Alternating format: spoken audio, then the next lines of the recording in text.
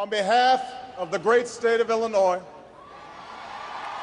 crossroads of a nation, land of Lincoln, let me express my deepest gratitude for the privilege of addressing this convention. Tonight is a particular honor for me because, let's face it, my presence on this stage is pretty unlikely.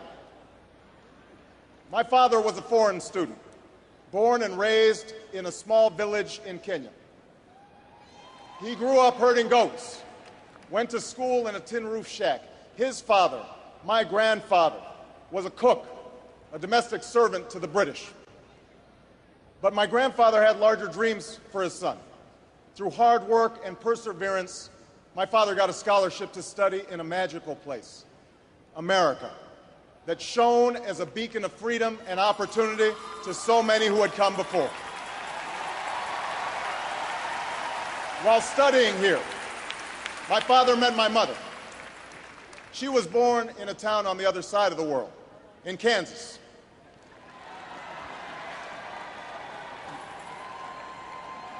Her father worked on oil rigs and farms through most of the Depression. The day after Pearl Harbor, my grandfather signed up for duty, joined Patton's army, marched across Europe. Back home, my grandmother raised a baby and went to work on a bomber assembly line. After the war, they studied on the GI Bill, bought a house through FHA, and later moved west, all the way to Hawaii in search of opportunity.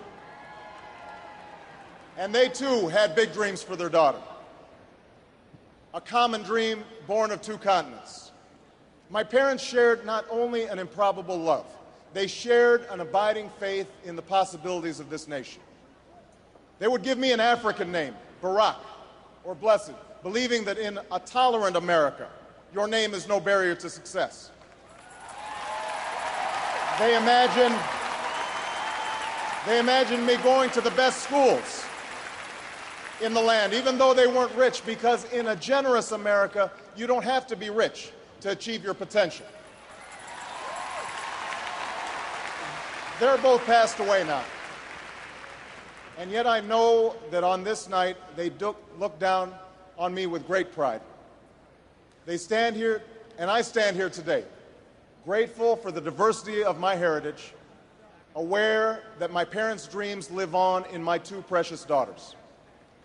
I stand here knowing that my story is part of the larger American story, that I owe a debt to all of those who came before me, and that in no other country on earth is my story even possible.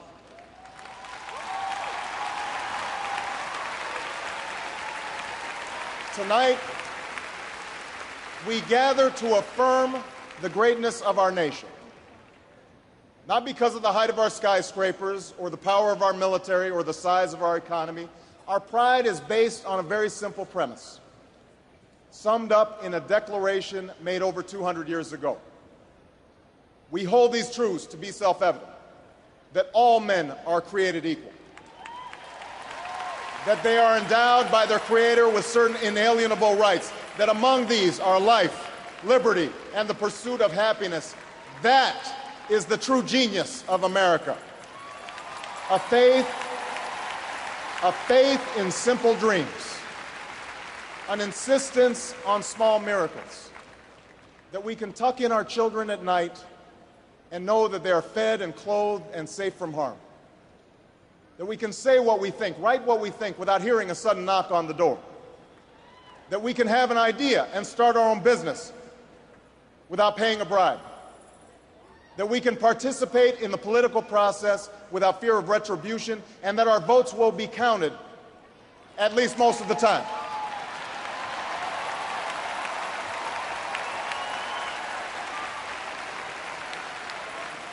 This year, in this election, we are called to reaffirm our values and our commitments, to hold them against a hard reality, and see how we're measuring up to the legacy of our forebears and the promise of future generations.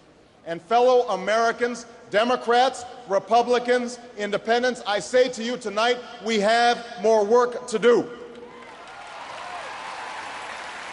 More work to do for the workers I met in Galesburg, Illinois, who are losing their union jobs at the Maytag plant that's moving to Mexico, and now are having to compete with their own children for jobs that pay $7 an hour.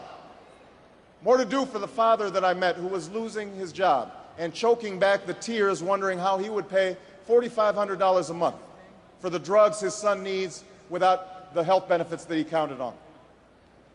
More to do for the young woman in East St. Louis and thousands more like her who has the grades, has the drive, has the will, but doesn't have the money to go to college. Now, don't get me wrong. The people I meet in small towns and big cities, in diners and office parks, they don't expect government to solve all their problems. They know they have to work hard to get ahead, and they want to. Go into the collar counties around Chicago, and people will tell you they don't want their tax money wasted by a welfare agency or by the Pentagon. Go into any inner city neighborhood, and folks will tell you that government alone can't teach our kids to learn. They know that parents have to teach, that children can't achieve unless we raise their expectations and turn off the television sets and eradicate the slander that says a black youth with a book is acting white. They know those things.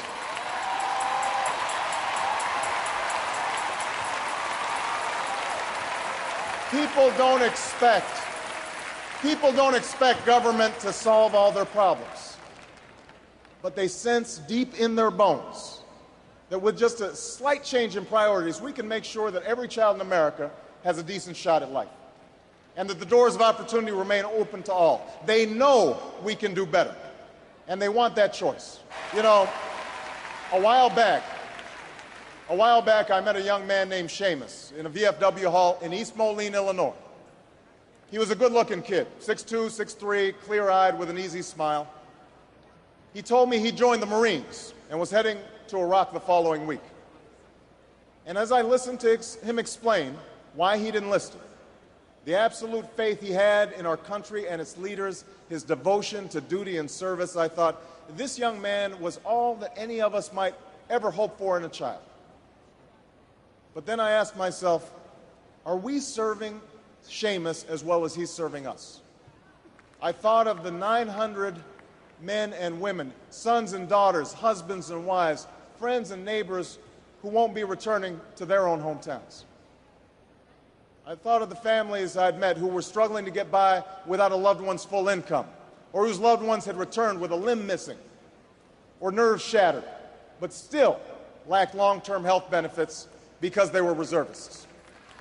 When we send our young men and women into harm's way, we have a solemn obligation not to fudge the numbers or shade the truth about why they are going, to care for their families while they're gone, to tend to the soldiers upon their return, and to never, ever go to war without enough troops to win the war, secure the peace, and earn the respect of the world.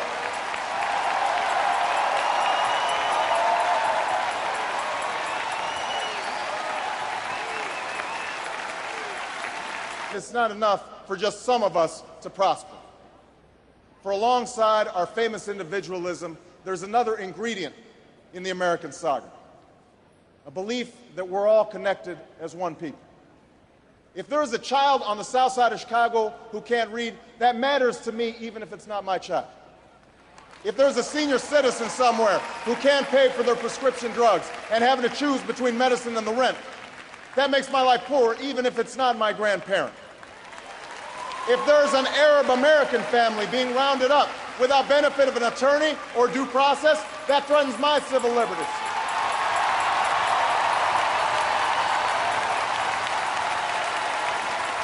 It is that fundamental belief, I am my brother's keeper, I am my sister's keeper, that makes this country work. It's what allows us to pursue our individual dreams and yet still come together as one American family. E pluribus unum, out of many, one. Now, even as we speak, there are those who are preparing to divide us, the spin masters, the negative ad peddlers, who embrace the politics of anything goes. Well, I say to them tonight, there is not a liberal America and a conservative America. There is the United States of America. There is not a black America and a white America and Latino America and Asian America. There's the United States of America. The pundits like to slice and dice our country into red states and blue states, red states for Republicans, blue states for Democrats. But I've got news for them, too. We worship an awesome God in the blue states, and we don't like federal agents poking around in our libraries in the red states. We coach Little League in the blue states, and yes, we've got some gay friends in the red states. There are patriots who opposed the war in Iraq, and there are patriots who supported the war in Iraq. We are one people, all of us pledging allegiance to the Stars and Stripes, all of us defending the United States of America.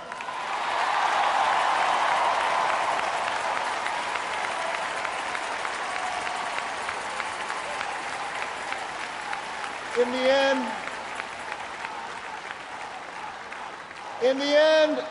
the end, that's what this election is about. Do we participate in a politics of cynicism, or do we participate in a politics of hope? I'm not talking about blind optimism here, the almost willful ignorance that thinks unemployment will go away if we just don't think about it, or healthcare crisis will solve itself if we just ignore it. That's not what I'm talking about. I'm talking about something more substantial. It's the hope of slaves sitting around a fire singing freedom songs, the hope of immigrants setting out for distant shores, the hope of a young naval lieutenant bravely patrolling the Mekong Delta, the hope of a mill worker's son who dares to defy the odds, the hope of a skinny kid with a funny name who believes that America has a place for him too.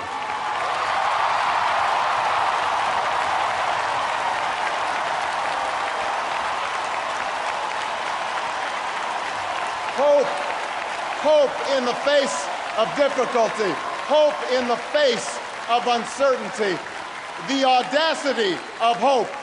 In the end, that is God's greatest gift to us, the bedrock of this nation, a belief in things not seen, a belief that there are better days ahead. I believe that we can give our middle class relief and provide working families with a road to opportunity. I believe we can provide jobs to the jobless, homes to the homeless, and reclaim young people in cities across America from violence and despair. I believe that we have a righteous wind at our backs, and that as we stand on the crossroads of history, we can make the right choices and meet the challenges that face us. Thank you very much, everybody. God bless you.